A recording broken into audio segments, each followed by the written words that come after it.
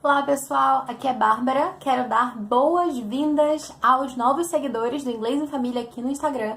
E como tá chegando bastante gente nova, tá chegando também bastante pergunta, e eu resolvi gravar esse vídeo porque estão chegando muitas perguntas com relação ao inglês vivo. E eu queria falar um pouquinho mais para vocês concretamente, mostrar o material para que vocês entendam o que é o inglês vivo.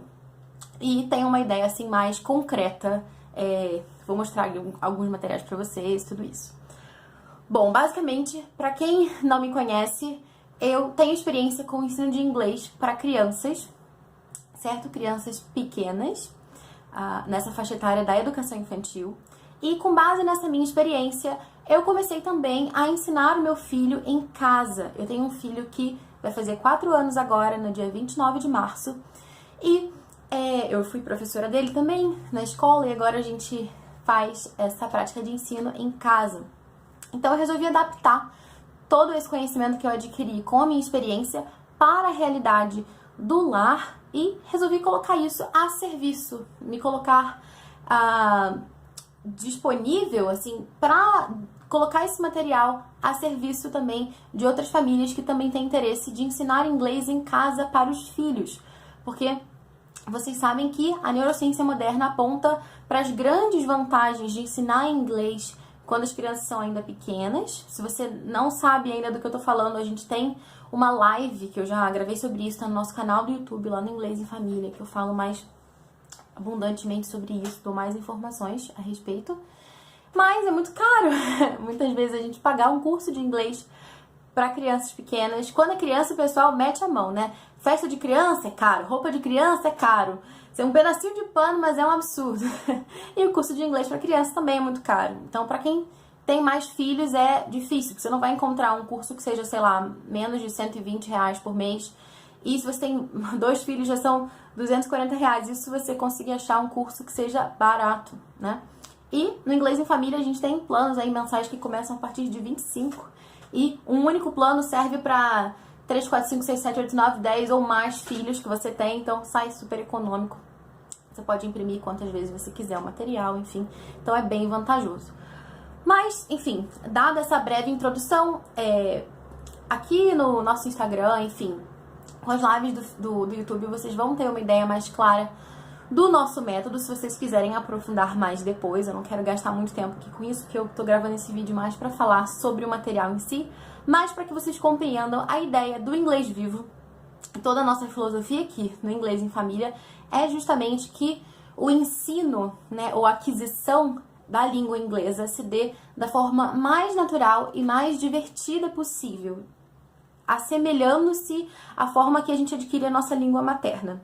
E para isso, a gente tem uma série de atividades em que a gente vai falar em inglês com as crianças. Não é uma aula de inglês, mas é uma aula em inglês. A gente vai brincar em inglês com os nossos filhos. Se você for pensar, tanta gente aí que fez anos e anos de cursinho e esqueceu tudo, não lembra mais de nada. E em contrapartida, a gente tem pessoas que aprenderam inglês assistindo série, ouvindo música, jogando videogame na internet, enfim. E por que, né, que isso acontece? Porque aquilo fez sentido. O ensino do inglês estava associado ali na vida daquelas pessoas a algo que realmente era prazeroso, algo que realmente fazia parte da vida delas. Então não é simplesmente como um cursinho que a gente memoriza ali uma série de verbos, joga na prova, joga no teste, encerra o capítulo e daqui a pouco já esqueceu o que tinha aprendido antes, ou passa 5, 10 anos e você já não se lembra, né? Então, justamente para oferecer esse ensino de inglês de uma forma divertida, algo que faça sentido, que seja interessante, que cative a atenção dos nossos filhos, é que a gente tem uma série de recursos do inglês vivo.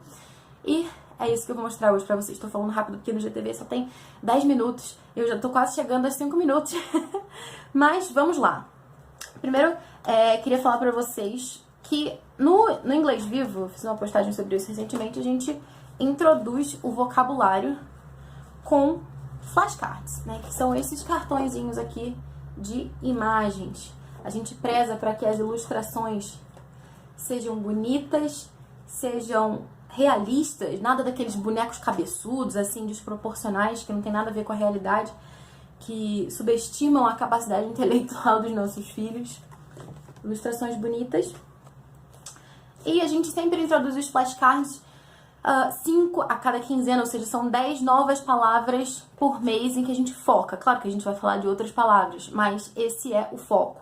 E você recebe esse arquivo, então você pode imprimir do tamanho que você quiser. Você pode imprimir A4, você pode imprimir pequenininho como esse aqui, ou A5 como esse, enfim.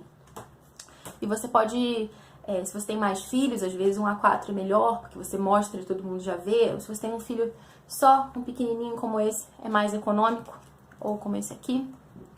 Bom, então, os flashcards, eles são usados no Inglês Vivo em uma série de atividades. A gente apresenta o vocabulário com eles, a gente faz jogos com eles, a gente faz uma série de coisas. E, além dos flashcards em si, né, a gente tem também os posters, que são gravuras maiores em que a gente reúne ali diversos elementos dos flashcards em uma única imagem. Esse aqui, por exemplo, é do volume 2, em que a gente está falando sobre a praia. Então aqui a gente vai encontrar menino, no caso, boy, girl, sheep, pail, pail, shovel, enfim, uma série de elementos que a gente vê nos flashcards do volume 2, a gente encontra eles aqui em relação, porque as palavras, elas não são coisas isoladas, mas elas estão uma em relação com as outras e os posters ajudam a gente a perceber isso mais claramente. Esse aqui é o pôster do volume 3. Aqui. Acho que não vai dar pra ver muito bem, mas ele aqui. E a gente tem também os nossos story cards, que são historinhas que estão relacionadas também com o tema de cada volume tem um tema. Esse aqui é do volume 1 da Fazenda, que a gente tem os cartões e no verso o texto da historinha, que você vai lendo e vai mostrando para os seus filhos. É prático, porque você não precisa ficar, né, olha a página e mostra, olha a página. Ler livro para criança, mais de uma criança às vezes é complicado nesse sentido.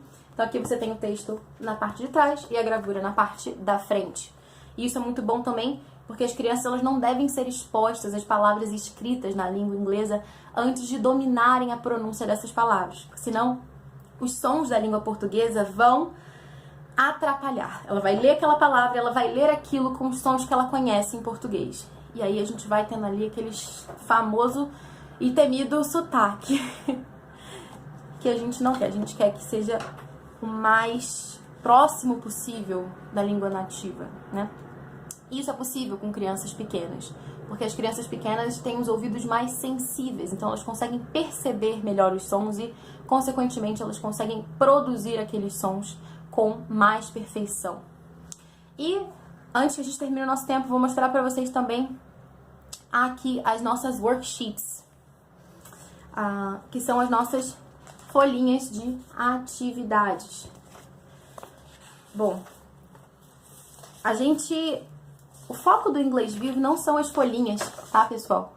Porque, como eu falei pra vocês, a ideia é que seja uma aprendizagem viva, natural, e principalmente com crianças pequenas, ficar fazendo as crianças ficarem sentadas fazendo lição não faz sentido. Não é algo que esteja próprio dessa faixa etária. Mas as folhinhas são interessantes porque elas servem como registro do aprendizado. Então, a gente tem algumas folhinhas que são voltadas para crianças menorzinhas e outras que são para crianças maiores. O Inglês Vivo ele é para crianças de 2 a 6 anos, podendo ser adaptado para outras faixas etárias. Mas dentro dessa faixa de 2 a 6, a gente tem crianças que são bem diferentes, né, de desenvolvimento motor, enfim. Então, a gente coloca algumas dessas folhas de atividades com algumas diferenças. Então, por exemplo, essa daqui é simplesmente Let's color the owl. Ou seja, a gente vai identificar aqui a coruja e colorir. Já nessa daqui, a gente tem duas gravuras e a gente tem que escolher uma delas, né? Então, é Let's color the owl and circle the squirrel. Certo? Temos aqui mais algumas de colorir, e essas são mais fáceis de adaptar para outras faixas etárias. Mostrando aqui para vocês um pouquinho do material. Essas aqui são as folhas de atividade do volume 3. Aqui mais um exemplo também com 2 graus de dificuldade da mesma atividade. Certo? E esse daqui, vou mostrar para vocês também bem rapidinho, é um exemplo de lesson plan.